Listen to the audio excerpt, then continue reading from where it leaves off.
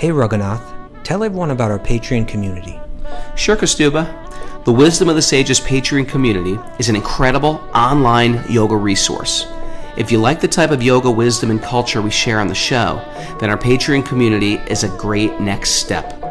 This is a listener-supported podcast, and any level of sponsorship will unlock a wide range of live and archived classes, talks, and even workshops.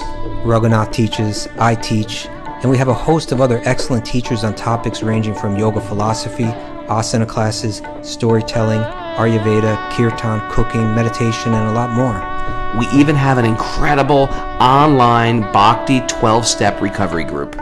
So if you want to check it out, go to patreon.com/wisdom of the sages.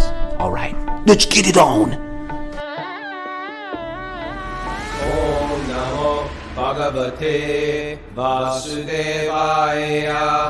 Om Namo Bhagavate Vasudevaya. Om Namo Bhagavate Vasudevaya.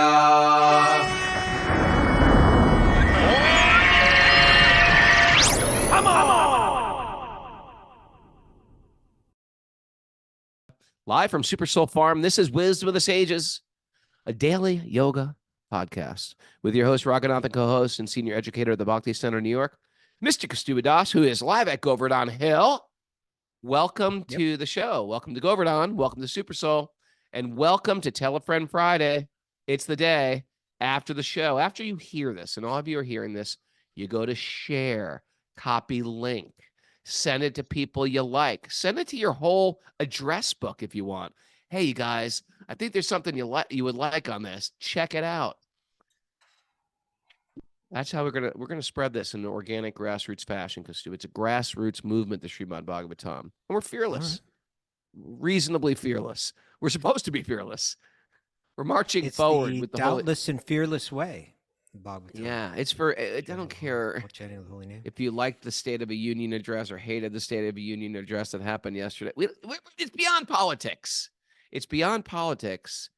It's for the holy name. And the holy name is the great uniter of everyone. Why? Because we're all spiritual beings. Whatever side of a political fence you sit on, whatever side of the... Yeah. Whatever. You know what I mean? We're connected by spirit. Other issues you might be having. We're all connected by spirit. We're never going to find people that are going to match up with. I don't even get along with this woman very much. Just kidding. Maya's Maya. Mara's Maya. No. Everyone will always disagree on something, but we can all agree we're all spiritual beings. We're all connected by spirit. We should treat each other with love and dignity. I should have done that State of a Union address. I could have united the world here. I think so. How are you, Kastuba? How are you excited to be Govardhan Hill? Household, Raghunath, okay? Pull that together first. Mary unites the household with delicious prasad. That's what she does. Well, the prasad is the secret weapon. It really is the great uniter. Kali Yuga, it's so simple to become God conscious. You take prasad with people. You offer them prasad. You sing together. As silly as it sounds. Tell some valuable stories. Become God conscious. Yeah. What's that? These are the things that build the community. You eat together, and cooking together is nice too. You sing songs, make music together, dance together. And also it's like storytelling. There has to be some storytelling with some meaning behind it. Sure. These things create the community, and that's what we do in Bhakti. In Bhakti, we just kind of take it to its purest form. The people want it to be harder. That's what happens. People want, it's got to be harder than. You must got to sit in meditation. You've got to take, not only take cold plunges, you got to live in the cold plunge. You got to sit there for 30 minutes in that ice cold. You got to get an axe and you got to chip the ice. No, it's not that difficult. You eat together. You honor, you can cook together. You offer with love. You sit there, do puja together, chant prayers together. If you want, take a cold plunge together, but do it in we're not against cold plunges. Take the cold plunge. Chant. You know what Catherine A does? She chants. She chants like a round of japa in her cold plunge. Yeah. She Krishnifies everything. I almost use this other nugget today, Raghunath. They almost went with it, and you're kind of going in that direction. You got multiple nuggets, sir? Who are you? I may as well use it now. Don't bleed into the nugget yet, because we still got announcements. Mara chants while she's cooking. Every turn of her wooden spoon is like Ram, oh Shri Ram, Ram. It's very good. All right. Any announcements there, Mara? Yeah, we have a Cult of Cain asana class for our Patreon members today at 10:30 a.m. We've got Bhakti Recovery Group meetings at 12:30 and 1 Eastern time, and an in-person meeting at the Bhakti Center this evening for New Yorkers. All right. I heard you on the Bhakti Recovery Group podcast, by the way, Kastub. Oh, has it come out? Yeah, it came out. Okay, check out the Bhakti Recovery podcast and listen to the words of wisdom from our good friend and Govardhan Basi, Kastubadas. Looking forward to that. All right. It was okay, Mara? Did it pass your test? Oh, it was great, Prabhu. Oh, thank you, Mara. Yeah. Was it better than Raghunath? Was it better than?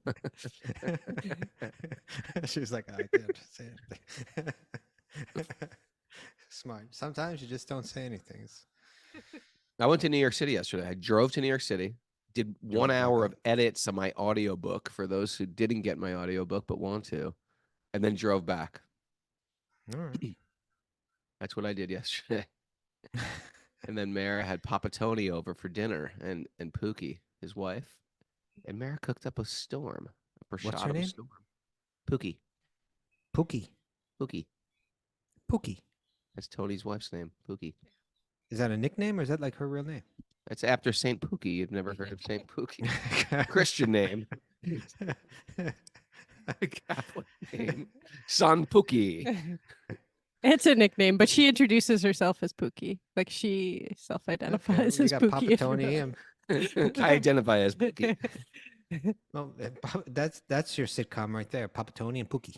And when Pookie comes to town, here's Pookie. All right, let's not get out of control here, Raghunath. Okay, is there any other announcements, sir? I don't have any. Did I say no show tomorrow? Oh, no show tomorrow because we're traveling to Nashville for the glorious wedding. Wow. It's our first Zoom. Well, maybe not. There's been a lot of love connections on well, of course, Zoom, there's Victoria. She was. It was just like half. That was half. She was listening every day. Yeah, I don't know. Yeah, there's weddings that were responsible. Michelle Berger. You know. Yes, so they didn't meet on Zoom. Like right? Like well, maybe they meet on Super Soul Farm. That's a Super Soul Farm connection. I'm talking. These guys were a Zoom. They met. They were scanning around the cubes on Zoom. I think it's better they don't. And they're like, him. One's looking up and one's looking down. Okay, right. It was like the Hollywood Squares. There it says. Anyway, if you're lonely and looking for spiritual love, join us on Zoom. There's about 4 pages. You can click through. That's not what this is for. It could be. No. Me and Doyle are doing the wedding. I might bring that up during the wedding vows. Okay. All right, let's move it on here, Robert. Let's move it. All right. Now, should I bring up that? I'm going to save that other nugget for another day. Let's go with today's nugget. Okay. You ready? Today's nugget, ready? Yeah. It's not on the chat board. I was looking at everybody's ratings on maple syrup. All right. This is from Louis L'Amour. Do you know who that was? No. Louis Dearborn L'Amour. I don't know. He was an American novelist and short story writer. His books consisted primarily of Western novels, though he called his work frontier stories. Oh, I love frontier most widely known Western fiction works include Last of the Breed, The Walking Drum, Hondo, Shalako, and the Sackett series. Harpo. I want to check out Hondo. I mean, that sounds good. All right, let's hear this. Okay. Anger is a killing thing. It kills the man who angers. For each rage leaves him You know what, less. Raghunath, even already, since he does, you know who I'm picturing saying this? Who's that actor? You know, with the big mustache and he does the Western things. Burt Reynolds. No, not Burt Reynolds. The guy that was in the guy that's like, okay, dude. You know, you go ahead and be like that, dude. You know that guy with the big. Oh no, I'm forgetting it. Sam Elliott. Thank you, everyone. Sam Elliott. I don't know. You know, I could hear him saying, "Anger's a killing thing." Okay. Kills a I don't man. know Sam Elliott, but I can do it in my voice. Which Anger I is a know Sam killing Elliott. thing. It kills the man who angers. For each rage leaves him less than he had been before. It takes something from him. You know what, Kasuma? I love this deplete you? one. I love this You one. like it? All right. I mean, I can look outward. It's easy to look outward. You see people who like Gotta look in. lost their cool at Chick-fil-A, you know, and I mean, they're screaming, you know, and they jump over the counter. It's like, how do you live with yourself after one of those Hold it. episodes? What are you doing in Chick-fil-A? Well, no, it's just like they're just videos. Oh, it's I an tend to Instagram see. thing. It's an Instagram. Yeah, or people who just like lose their cool. But you know, I've lost my cool. I've lost my cool. I've been pushed to the edge of my sanity, and it's just like it's humiliating. Anger You is feel a killing depleted thing. afterward? It kills. Not only depleted, you feel less than Less a good yourself. man. You feel dirty. Yeah. Yeah. You know, I've shared on the show before that, you know, I said, you know, back when we were kind of new to this whole bhakti thing, and we kind of joined the army in a sense, you know. Especially you join the army, but at least in the army, you're like, okay, you're going to do 4 years. For us, it's sort of like a timeline with an arrow. It's like, when do we get out of here? It doesn't end. You never get out unless you like hop the fence or, you know, like, go out in some like ignominious way. They still got us, Raghunath. But they still got us. But as a brahmachari, as a monk, you know, there was kind of a bit of a military kind of, you know, a bit of authoritative, you know. There was a pecking order. There was a pecking order, and it was kind of acceptable to kind of blow off some steam at someone and take someone down a notch and that kind of thing, you know. It was acceptable because sometimes like a guy who's like Prabhupada, like a pure devotee would do it, just like chastise you and sort of like prune you. But you don't expect that from the guy who joined 3 weeks before you. You know, it's like, come on, man. You're going to like chastise me for leaving the water running like 30 seconds longer. So anyway, I've told this story before about Tela because it's so pertinent to this.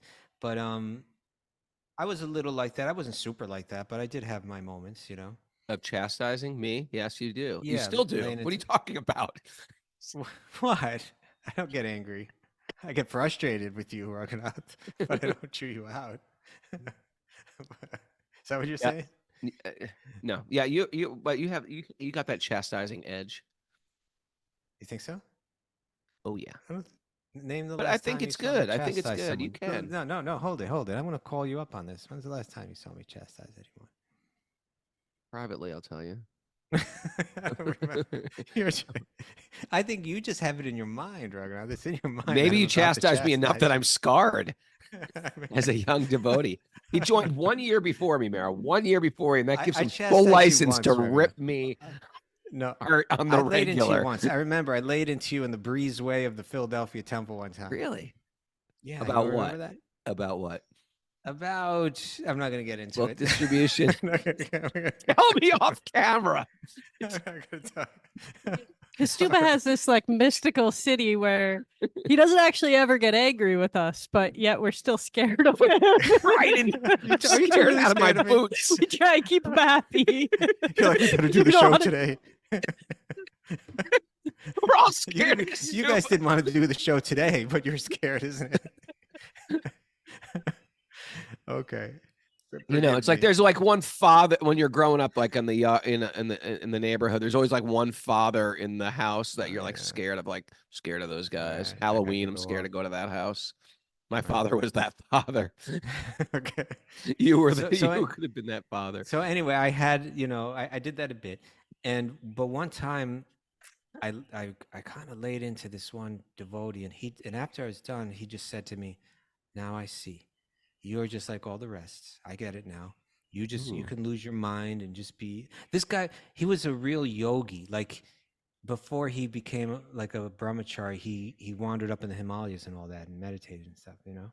And you tried to make tell him him not to do any more of that stuff. You tried to make him fit into your little mold. I don't know what I honestly don't remember what it was about, but I could picture the whole thing. Actually, I don't think I was even laying into him. I think it was laying into someone else, but he was observing.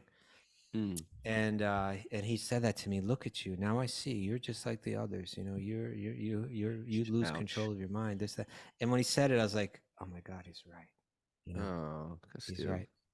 Yeah, and I felt like this. I felt depleted. I felt like I had some part of my soul I had lost or something. And I from that point on, I really I guess he chastised you then too. Control. Well, I guess no. I mean, he didn't. The point here is the anger, right? You know what though? What is it? Some people do it in just like this. They try to play it off really spiritual, but they're actually doing the exact same thing. They're just like trying to cut you down. But I'm angry at this guy now. But what we're talking about is anger, right? Anger. I know, but I'm just thinking there could be anger there disguised as Mr. Peaceful. Ever meet one of those guys? Maybe. Hey, man. Maybe. I think you should examine yourself. You know what I mean? It's all motivated by ego. Well, that's okay, Raghunath. Let's run with that, okay? Because this is the thing. It is all motivated by ego. And the greater the ego, the greater the rage. You know, the greater my ego is, the more I feel that I have the entitlement to control. Yeah. And when I feel like my control is not being followed, you know, then I become angry. Now, you take the person with the biggest ego, Hiranyakashipu, that we're reading about right now, right? Okay, I see how you're tying this in. Yeah, he's about to go into rage just because his son, you know, like his son played Mr. Peaceful. Well, actually, Dad, you're a materialist and you're going to go to hell. Very dark place. He loses it. And he's going to really lose it. You know, people could become angry and yell at their children or something like that. He says, kill this child, right? Because his ego was so big. The stronger the level of that rage. And this is an important thing, Raghunath, for our own practice, right? Because if we do fly into fits of rage and anger, we can understand that the intensity of it has to do with the intensity of our ego. But what he says here, when he says, for each rage leaves him less than he had been before, I think we need to ask ourselves, when we go into anger and rage, what exactly do we lose as a bhakti yogi, right? As a bhakti yogi. And this is what I would suggest, is that bhakti, you know, the love that's expressed in bhakti is kind of the polar opposite of envy, right? The stronger our envy, the stronger our rage. And so bhakti means I have to have this heart that's soft and non-envious, that I actually feel appreciation, respect for every living being. And this is what Sri Chaitanya tells us, right? Amanena, manadena, kirtanya, sadhari. If I want to go deep into the meditative chanting of this mantra and experience all the full transformation, I have to respect every living being. And my ego has to be so low that even if I'm not respected, it doesn't bother me at all. I'm fine. Because I don't have the ego that needs that. It's now, the behavior in the course of the day that affects you sitting down and chanting. Oh, Raghunath, you're just going exactly where I'm going here. Because thank you. Thank you. Okay, that's it for today. It's a beautiful day. Good night, everyone. No, here's the thing. If you're on the internet, yes, and you're typing away and raging on people, right? You're saying crazy. Things. That's crazy. This about this never person, reply to people on threads. Don't even. Man, don't. It's just it drains your integrity. Yeah, it's just leaking out. Yeah. Right? It drains your. Yeah. Like you're making your statement. No one cares. No one's changing from your comment. It's not going to affect them in a deep way. But what changes is your own heart when you're engaging it that way. And you can't just flip it back and snap back into like soft-hearted bhakti. You're actually hardening your heart with that. It's a friend of mine shared it with me, an analogy like this, like there's different ways to tune a guitar, right? Like in classical music, you may tune it one way, and then you might flip around. Is that right, Jeff Eisenberg? You could tune that guitar in different ways, right? Oh, okay, forget it. Oh yeah, you can tune it down. Gave me a thumbs up. You can tune it down like metal. Jump. Yeah, or even like Keith Richards, he's got this certain way he tunes the guitar. If you try to play it yourself, you'll never get it because the guitar's tuned different. So like if you have your guitar tuned one way, you can't just turn around and start playing this other kind of music on it because it's out of tune for that. Right.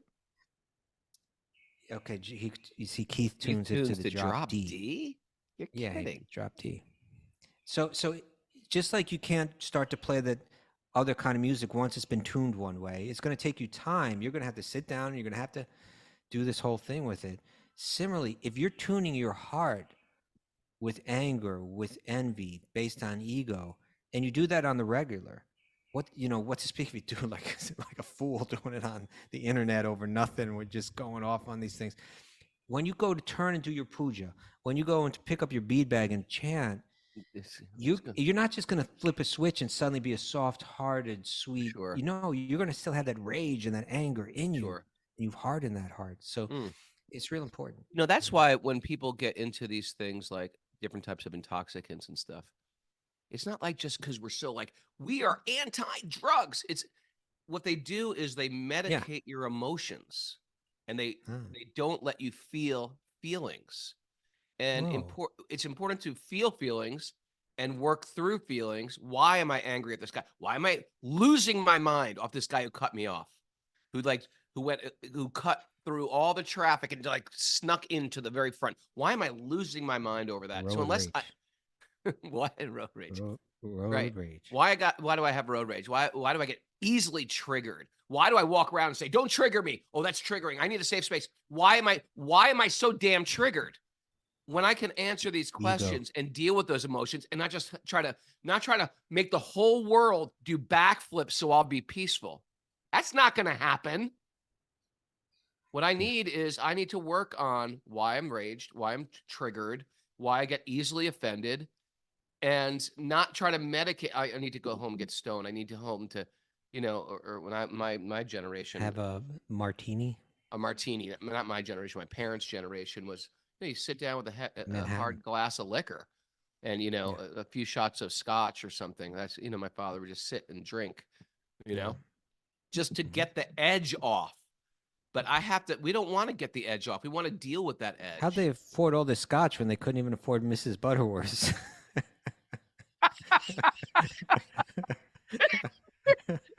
All the money was going to the scotch. If you joined the show late, if you weren't on Zoom, we were talking about the quality of syrup that we grew up with.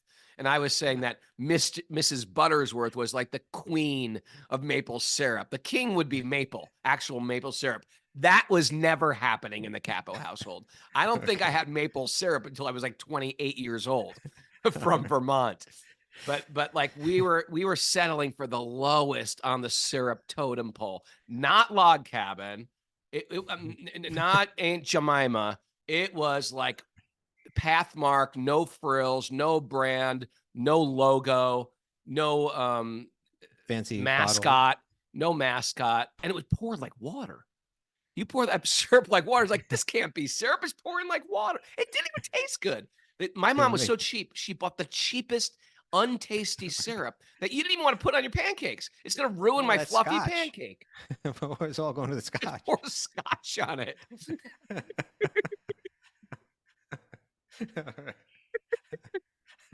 You mix that with some country crock, you've ruined your breakfast. Oh God, it's terrible.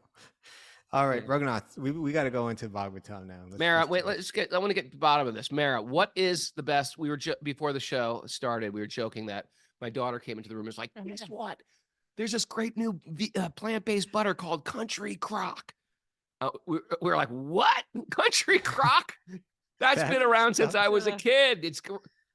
All right. So what is the plant-based butter of your choice, Miss Mara? For me, I like Miyoko's. Miyoko's. Yeah. Miyoko's. That's Miyoko. the high-end country crock. It is a high-end one, but Okay. Thank you. All right, right. Jimmy James says so too. Jimmy James. All right, Miyoko's. How is that any different than country crock? It's made with like cultured cashews Completely and different also ingredients? coconut oil. Yeah. The other stuff is like hydrogenated oils, I think. Country crock. In a block. Okay, that's reasonable. And regular butter. That stuff, like, you know how they found the cocaine bear with this like a block of cocaine in his stomach? Like, you eat enough of that country crock, it's like they're It's gonna gonna pull be out your aorta, and it's gonna be just tub, like a like big tub. thick- You talk about harden your heart. That's going to harden your arteries. All right, people are telling us we're squirreling here, Raghunath. We gotta move on. I got to get my head off the message board because it has Look at gone that to the next squirrel. level. Yeah. Okay. Narayanam namaskritya naram chaivanarottamam devim saraswatim vyasam tatojayam mudirayat.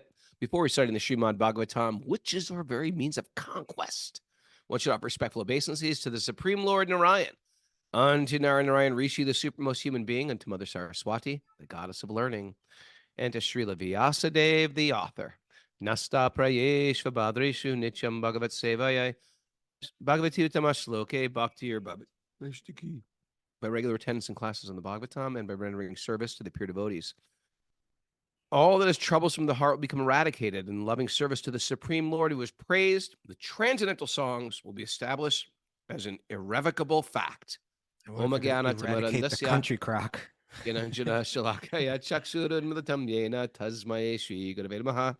I was born in the darkness of ignorance, and my teachers are opening my eyes with the torchlight of knowledge. I offer my obeisances at their lotus feet. The country crock can be troublesome to the heart. Yes. Did the dime drop yet? Reading from the Srimad Bhagavatam, Canto 7, Chapter 5. Watch out. When Kastuba starts squirreling, watch out. Okay, I want to get into this. Jiva G says, my dad had that stuff in Caro corn syrup. Yeah, Caro is like, we're not going to butter it up at all, so to speak. We're going right to, this is hydrogenated. This is corn syrup. That's what you're going to put on your, that's the stuff everybody tries to avoid. And you're going to buy a whole tub of it. Yeah. Does this have corn syrup? Okay. Text 33. All right. So Prahlad just spoke his truth. He said materialists are chewing the chewed. He said you follow a blind person that's materialistic, you fall right into the ditch. He said unless these people ever get their act together and smear the dust from the feet of the devotees all over themselves, they're never going to make any progress towards the ultimate goal in life. And now his father freaks out, Raghunath. He gets angry. He rages. Every parent, matter of fact, if you're a parent listening to this, had a moment when they're sort of like losing it, and their child, 5 years old, gives them some deep, sanguine, sober instruction. If you have a child and that happened to you, please write that on the board. Okay. After Prahlada Maharaj had spoken in this way and become silent, Hiranyakashipu, blinded by anger, threw him off his lap onto the ground. Right there, right there. Rage. That was crossed the line. A big one, but it's gonna get worse. Yeah. How could you do that to sweet little Prahlad? Sometimes I'll yell at my kids when they were little for yelling at each other. I'd be like, stop yelling. Stop. And I was like, and then I'd be like, oh, I get it. They're learning all their bad habits from me. And then you felt depleted. Yeah? Yeah, I felt like a dum-dum. Indignant and angry, his reddish... after Prahlad had spoken in this way and become silent, Hiranyakashipu, blinded by anger, threw him off his lap and onto the ground. Ouch. Not good. Indignant and angry, his reddish eyes like molten copper, Hiranyakashipu said to his servants, "O demons, take this boy away from me. He deserves to be killed. Kill him as soon as possible." Oh. Ouch. That's the ego. The greater the ego, the greater the rage. And he had a huge ego. Okay. What? What are you doing, Raghunath? I was thinking. This boy Prahlad is the killer of my brother, meaning he supported the bad guys who are Lord Vishnu. So he's the killer of my brother. For he has given up his family to engage in bhakti, in devotional service to the enemy, Lord Vishnu, like a menial servant. Prahlad was like, yep, just like a menial servant. Exactly. That's a good thing. We want to be a menial servant. And Prahlad is also, remember, the main theme that's coming from Prahlad is that he does not have the ability to see in terms of friends and enemies. It's just a very foreign idea to him. But you know what I realized today, Raghunath? Because I was hearing a wonderful class. I was listening to another class by Radhika Raman, Dr. Professor good. Ravi Gupta. You think I'd like his classes? I think you would. Okay. I think you should listen to this one. I was wondering if they're going to be over my head. I don't think they'd be over your head, but they might not be your cup of tea. That's the question. Okay. That's the question. Today's class does he use a lot of examples from TV shows from the 70s? No. In his classes? Okay. No. Hey, maybe I won't. And there's no cartoons either. But he was speaking of the glories of the Bhagavatam. What makes it so special from different angles? Even like, how is it different from the other Puranas? Oh, that's interesting. You know? Yeah, it was very. Send me that. I mean, send me that class. I'm going to give him a chance. Okay. So, but one thing that he shared was he started speaking about when Jai and Vijay were cursed by the four Kumars. Mm-hmm. Right? Jai, and we read about this when we're back in the third canto. Jai and Vijay were the guardians to the gates of Vaikuntha, right? The gates to the spiritual world. Guardian of the gates. Go ahead. Guardians of the gates. Go ahead. And they didn't allow the four little boys, although they were great elderly sages, but they appeared in the bodies of little boys. Were the four little boys? Go ahead. Wouldn't let them into Vaikuntha. And then what they said to them as they're about to curse them was, "What is this?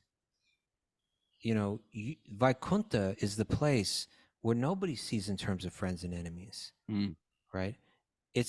And he broke it down into the Sanskrit, which it was basically indicating like we're all part of the same family here, right? We're all connected to that divine one, you know? There's a spiritual unity, and that's what Vaikuntha is all about. And you're seeing in terms of, we're not part of that family. We're not allowed in. Because they momentarily manifested some level of this kind of discrimination, they were cursed to become demons for 3 lives. Sure. And one of them became Hiranyakashipu, who's right here, right now, right? And his whole thing is that he has this whole envious mentality. Now he's got this pure devotee, Vaikuntha-minded son who can't see in terms of friends and enemies. It's interesting, isn't it? It's very interesting. It's like a very, very essential concept that we have to mull it around in our thoughts and really try to adjust that we don't we'll be able to walk through those gates, in a sense, when we've really let go of it, and that means letting go of our false conception of who we are, because as we're saying, it's the ego that makes us rage. Sure. It's our identification with a certain body, with a certain role, with a certain nationality, with all those different things that can trigger the rage.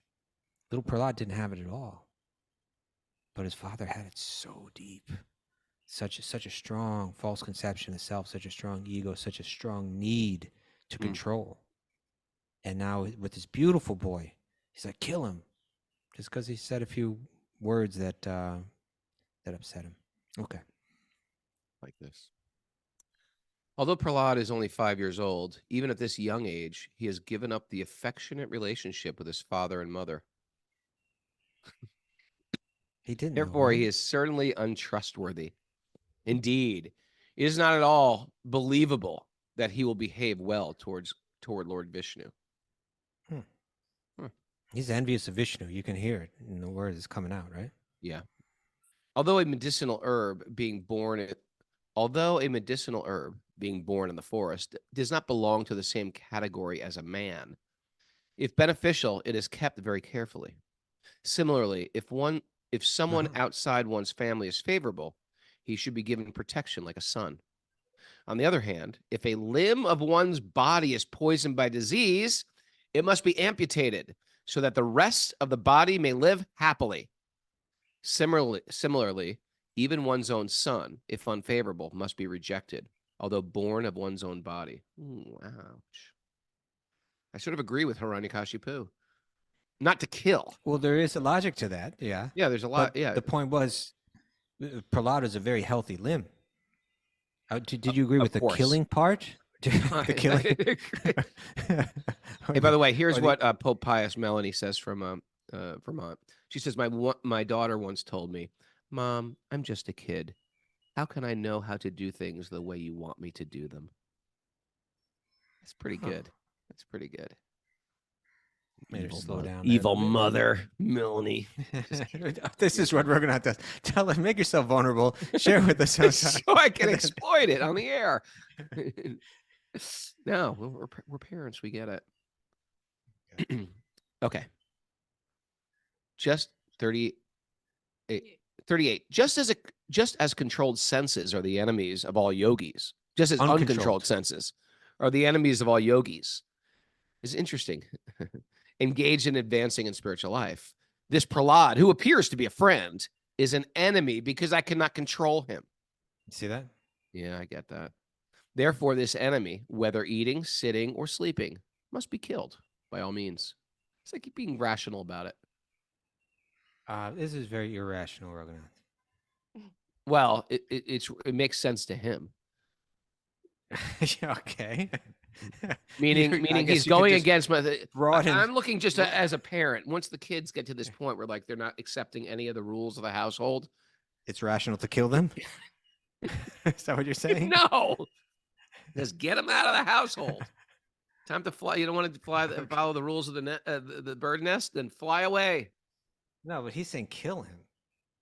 Yes. By all means. Okay, I'm not endorsing that. Keep it going. Just people. I'm just putting that out there.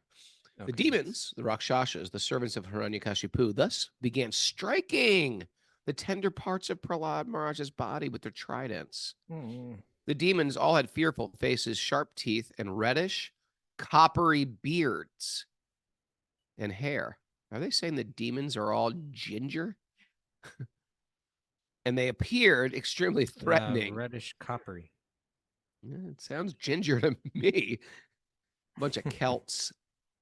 Making a tumultuous sound, shouting, chop him, pierce him. They began striking Prahlad Maharaj, who sat silently, meditating on the Supreme Personality of Godhead. So what do you think happened, Raghunath? Was it like, it just kind of like there's a force field? Or I've always thought about this. Like, why weren't they hurting him? Yeah. I don't know. What did you ever think? No, I'm just thinking about it now.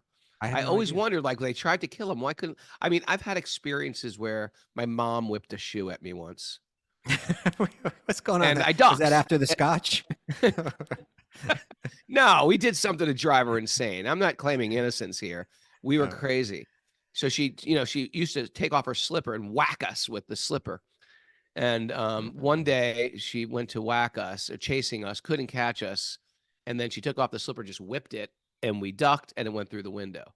So my thing is, I get it. Sometimes you try to punish somebody and you can't punish them.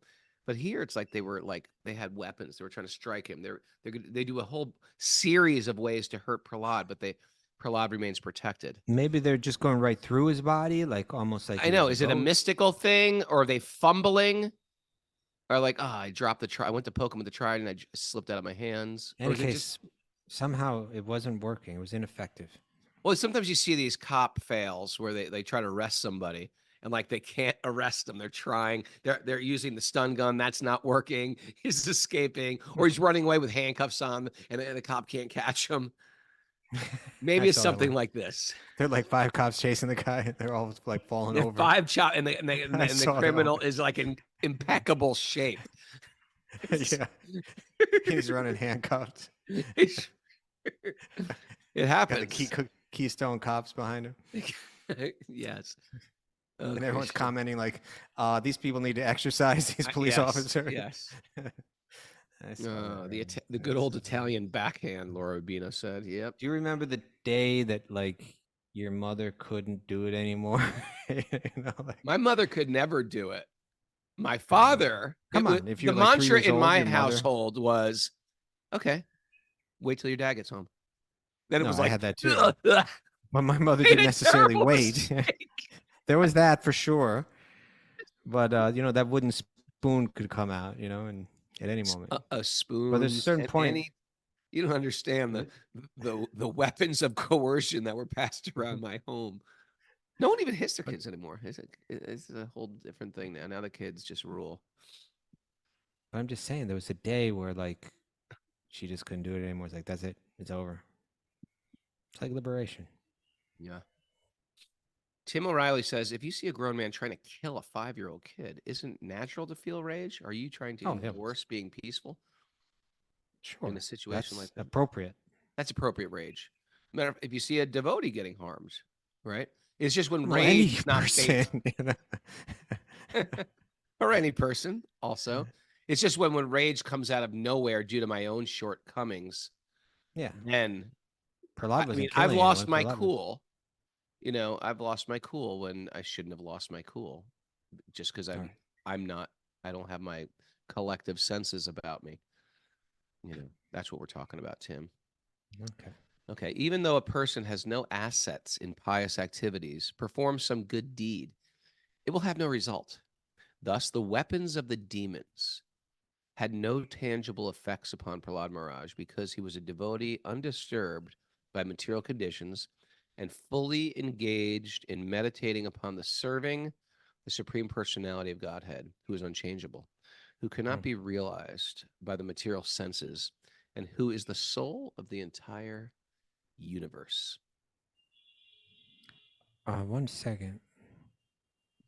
I'm reading the commentary here. I'm wondering if it's going to give us any clue.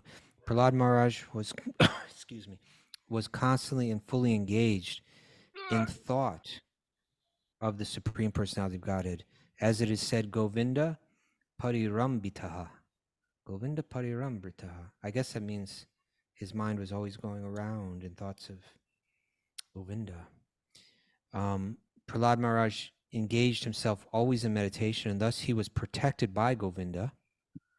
Just as a small child on the lap of his father or mother is fully protected, a devotee in all conditions is protected by the Supreme Lord. Does this mean that when Prahlad Maharaj was attacked by the demons, the Rakshasas, Govinda was also attacked by the demons? This is not possible. There have been many attempts by the demons to hurt or kill the Supreme Personality of Godhead, but he cannot be injured by any material means because he is always in transcendence. Therefore, the words Pari Brahmani are used here. The demons, the Rakshasas, can neither see nor touch the Supreme Lord, although they may superficially think that they are striking the Lord's transcendental body with their material weapons. Sure. So some hint we're getting here, right? Like when these invaders come to India and try to destroy the temples and break the deities, you think they think they're killing the Hindu god. Nope, didn't work. Well, I'm saying this in terms of when they're poking away at Prahlad. Is it what's going on? They think that they're hitting his body, but somehow they're not. Is what it sounds like it's saying. Yeah. Okay, I have no explanation for this. Yeah, I'm gonna have to just plow forward. They may think that they can kill the Supreme Personality of Godhead and his devotees, but all their attempts will be futile. Well, I mean, they killed Jesus. Prabhupada says the Lord knows how to deal with them. You can kill a devotee, but it's like, it doesn't make their devotion go away, even the death of their body. It doesn't make their message go away. And oftentimes we see historically, it empowers the person's message. Yeah. Hmm? Yeah. Hmm? Like make a martyr out of them, you're saying? Like make a martyr out of them. And they're like, oh, yes, whatever he does. So the person's living on even more. Yeah, like they tried to kill Mirabai, the famous princess. They tried to poison her. And they said she was doing nefarious things. And she goes, oh, want me to drink the poison? I'll drink the poison. She drank it and she meditated that this is water used to wash the feet of the deity. And she lived, and they were all like, oh, my God, she's a pure devotee. They all bowed down. They made her a bait. And she's like, I'm out of here. She didn't want to be the queen. She's like, I'm out of here. Goodbye. And she became like a folk hero, Mirabai. Mirabai. Okay.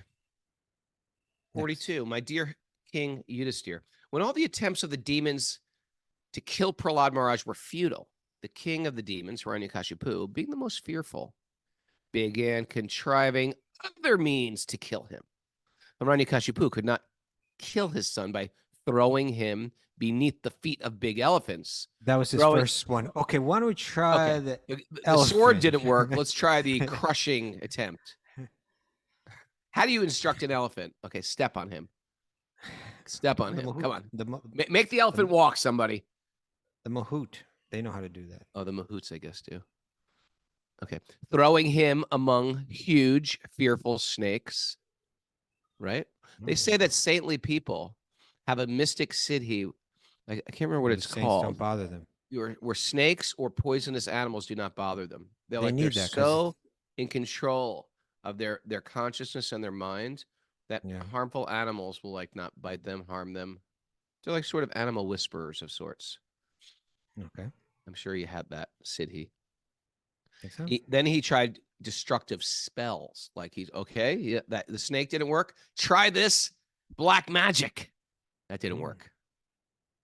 Employing destructive spells, hurling him from the top of a hill. Okay. Sometimes you see things happen, like a car accident, a baby falls out of a window or something like that, and they're completely fine, like on the highway. I can see that. I'm trying to find reasonable understandings of how he was not hurt by any of this stuff. But when they put him in boiling oil, there's just... I like the next one. Conjuring up illusory tricks. Oh. I would be sort of impressed with that. I would almost like a magic show. Poison. Starving him. That didn't work.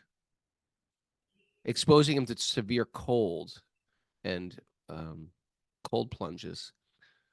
Putting him in the wind. That didn't work. Fire and water. Or throwing heavy stones to crush him. Okay, what is going on? Why can't they hurt this child? When Hiranyakashipu found that he could not in any way harm Prahlad, who was completely sinless, he was in great anxiety about what to do next. Very interesting. He was frustrated, confused at that point. Yeah. Okay, next. Hare Krishna. Okay. Last one. Hiranyakashipu thought, I have used many ill names in chastising this boy Prahlad, and I have devised many means of killing him. But in spite of all my endeavors, he cannot be killed. Indeed, he saved himself by his own powers, without being affected in the least by these treacheries and abominable actions. Whew. Why don't we finish the chapter, Raghunath? We got a few minutes. Really? Okay. Yeah. Although he is very dear to me and is merely a child. Although he is very near to me and is merely a child, he is situated in complete fearlessness. He resembles a dog's curved tail, which can never be straightened, because he never forgets my misbehavior and his connection with his master, Lord Vishnu. Try to straighten that tail out, it snaps right back. Yeah, ever try to straighten it? Won't even stay there for a second. It just curls right bounces right back. I can see that this boy's strength is unlimited, for he has not feared any of my punishments. That's another thing. They're not even in the bodily conception. Not only will I do it to him, but he's fearless. Okay. I wonder if that's different from material courage. They talk about Shiv Chhatrapati. and his son, who were like tortured. I think his son was tortured, but he was fearless. But I wonder if material fearlessness is the same as a transcendentalist who realizes, you know what? You can't kill me. Ever think about that? I got nothing on that. Okay. My guess is they're different though. Yeah. One is just so like a type of stoicism, and one is a type of like out of body experience. Yeah. Okay. Keep going, Rob. Where are we? Although he is very dear to me. Oh, Near. I can see that this boy's strength is unlimited, for he has not feared any of my punishments. He appears immortal. Therefore, because of my enmity towards him, I shall die. Or maybe this will not take place. He's fearful now. Now he's worried. What is up with me? I'm trying to kill this guy. It seems like he should be dead. Thinking in this way, the king of the Daityas, there is the demon race, morose and bereft of bodily luster, right? It always happens when you lose your cool. Remains silent with his face downward. Oh no. Come on, do something with him. Maya, come on. The cat's about to vomit. And Maya's little just, like looking at it. Sorry. The cat is like choking. Really? Okay. Do the Heimlich maneuver. Okay. 49. Oh, Lord, we know that when you simply move your eyebrows, all the commanders of the various planets are most afraid without the help of any assistant. I think you skipped one. Oh, that was Mayor. Made me do that. Thinking in this way, the king of the Daityas, morose and bereft of bodily luster, remains silent with his face downward. Then Sunda and Amarka, the two sons of Shukracharya, spoke to him in secret. Oh, Lord. Now they're trying to get in. They're trying to get in. Oh, Lord, we know that when you simply move your eyebrows, all the commanders of the various planets are most afraid. Without the help of any assistant, you have conquered all the three worlds. Therefore, we do not find any reason for you to be morose and full of anxiety. As for Prahlad, he is nothing but a child and cannot be a cause of anxiety. After all, his bad or good qualities have no real value. Right? He's just a kid. Until the return of our spiritual master, Shukracharya, arrests this child with the ropes of Varuna so that he will not flee in fear. In any case, by the time he is somewhat grown up and has assimilated our instructions or served our spiritual master, he will change his intelligence. Thus, there need be no cause for anxiety. Just a phase. His phase. After hearing these instructions of Sunda and Amarka, the sons of his spiritual master, Hiranyakashipu agreed and requested them to instruct Prahlad in that system of occupational duty, which is followed by royal householder families. Thereafter, Sunda and Amarka systematically and unceasingly taught Prahlad Maharaj, who was very submissive and humble, about mundane dharma, religion, economic development, and sense gratification. The teachers, Sunda and Amarka, instructed Prahlad in the three kinds of material advancement called dharma, artha, kama, religion, economic development, and sense gratification. Prahlad, however, being situated above such instructions, did not like them, for such instructions are based on the duality of worldly affairs, which involve one in a materialistic way of life, marked by birth, death, old age, and disease. When the teachers went home to attend their household affairs, the students of the same age as Prahlad Maharaj would call him to take the opportunity of leisure hours for play. They'd have play dates with Prahlad. Imagine that. Yeah. Prahlad Maharaj, who is truly the supreme learned person, then addressed his class friends in very sweet language. Smiling, he began to teach them about the uselessness of the materialistic way of life. Being very kind to them, he instructed them as follows. My dear King Yudhisthira, all the children were very much affectionate and respectful to Prahlad. And because of their tender age, they were not so polluted by the instructions and actions of their teachers, who were attached to condemned duality and bodily comfort. Thus the boys surrounded Prahlad Maharaj, giving up their playthings, and sat down to hear him. Their hearts and eyes being fixed upon him, they looked at him with great earnestness. Prahlad Maharaj, although born in a demon family, was an exalted devotee, and he desired their welfare. Thus, he began instructing them about the futility of materialistic life. Thus ends the 5th chapter of the 7th canto of Srimad Bhagavatam, entitled Prahlad Maharaj, the saintly son of Hiranyakashipu. And you know what the next chapter is, Raghu? No. Prahlad instructs his demoniac schoolmates. Mm-hmm. Did some good teachings there. Children of the demons. Yeah. All right, Mara. Yeah. Good. That was fun. No show tomorrow, though, right? Right. No show tomorrow. No We'll be. show. We're gonna be in Nashville. Yeah. Q&A on Sunday. Yeah. If they have questions, they can write to us at wisdomofthesages108@gmail.com. We're gonna have a There we go. country wedding in Nashville. Cindy and Steven. Mara's gonna be with cowboy boots dancing on a bar. Just kidding. It's a Vedic wedding. Come on, Mara. Takeaways. Takeaways. Back to the takeaways. Eat, sing, and dance to create community. Yeah.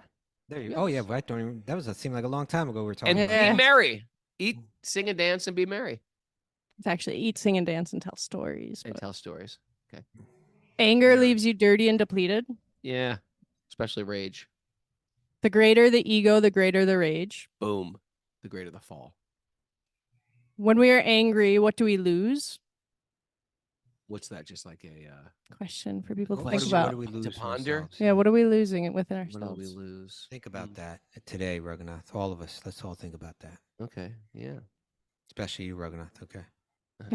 Lose my, driver's license. Uproot envy and our desire for control to overcome anger. Hear that? That's one's for you, Kastuba. You take that to your heart. Okay. It's the behavior Thank you, throughout the Raghunath. day that affects our japa. Yeah. Think about that next time you're chanting your japa. Yeah. You think about that. Think about that next time you're chastising me. Chat thread arguments drain our integrity and harden our hearts. No more of that, Raghunath. Okay. Well, not just No chat thread, not board our Wisdom of Sages battles. transcendental chat. No, not I'm those talking ones. about like Instagram, Arguments. Facebook, arguments. None of that. And you post an argument, then there's like 30 more arguments under your argument, and you're trying to make this No. the right clump. That's so Don't go there. Don't go there. Once I see someone posting an argument, I'm always like, you silly boy. You silly, silly boy. Yeah, what are you getting into? And you're knee deep in Maya. Does that make you feel superior to that person? Yeah. Knee deep in Maya. Feel feelings and work through them to have a peaceful sadhana. Yeah. Okay. Yeah. Feel Work your through it. feelings. Let go of bodily conceptions to not see in terms of friends and enemy. We're bodily conception from Harrisburg. And And duck the flying slippers and don't pour corn syrup on your pancakes. okay. Yeah. Yes. Yes. Stay away from the scotch too. The Scotch. I don't even know what Scotch is. I think scotch is like Oh, it's a type of whiskey. yeah, I don't think I've ever it's like had a high-level scotch. whiskey. I think. High level whiskey. Scotch. Sounds good. It sounds like butterscotch. I got a feeling it tastes Yeah. nothing like butterscotch. No, I'm sure. it doesn't. Like butterscotch lifesavers. Jiva Jiki says it's I think just all that stuff is like unbearable, but there are people like, oh yeah, scotch. That's a It's like the smooth most delicious scotch. stuff. I don't know how they get there. Find healthy ways to take the edge off, Saraswati says. Thank you, Saraswati. Thanks, everybody. Like drinking gasoline, Jiva G says. Thanks, everybody, for joining us. Come to Italy with us. It's going to be fun. Looking forward to having you all there. And remember, Wisdom of the Sages retreat. Save the date. Email Mara, wisdomofthesages108@gmail.com. We're going to have a Wisdom of the Sages retreat up here at the farm. Come say hello, check in. And BRG is going to be in Italy, too. So if you're coming to Italy, we're going to have BRG meetings with Miss Jiva G Life Coaching. And check out the Kastuba interviewed on the Bhakti Recovery podcast. That's exciting. Big congratulations to Cindy and Steven are getting married. A bunch of us are going down for that. Big congratulations for Kostubas at Govardhan Hill. Kostuba, I want you to pray for me, Mara, my family, that we can return to Govardhan Hill. Okay? If I remember. No.